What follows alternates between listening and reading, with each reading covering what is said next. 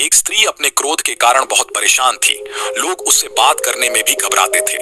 जब उसका क्रोध शांत होता तो उसे बड़ा पछतावा होता था।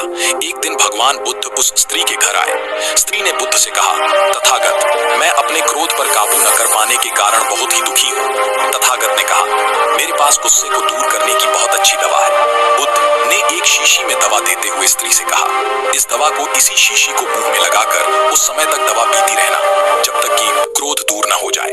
इतना कहकर बुद्ध चले गए।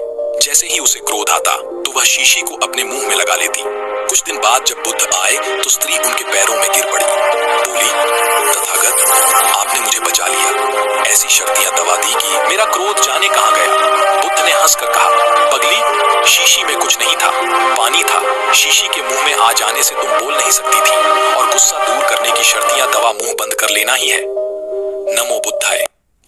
एक स्त्री अपने क्रोध के कारण बहुत परेशान थी। लोग उससे बात करने में भी घबराते थे।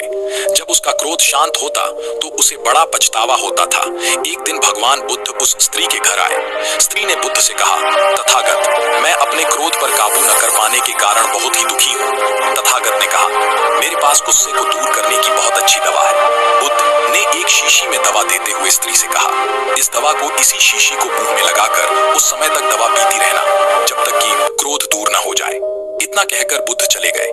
जैसे ही उसे क्रोध आता तो वह शीशी को अपने मुंह में लगा लेती। कुछ दिन बाद जब बुद्ध आए तो स्त्री उनके पैरों में गिर पड़ी। बोली, तथागत, आपने मुझे बचा लिया। ऐसी शक्तियां दवा दी कि मेरा क्रोध जाने कहां गया। बुद्ध ने हंसकर कहा, पगली, शीशी में कुछ नहीं था, पानी था। शीशी के मुंह में आ जाने से तुम बोल नहीं सकती थी, और गुस्सा दूर करने की शर्तियां दवा मुंह बंद कर लेना ही है। नमो बुद्धाय।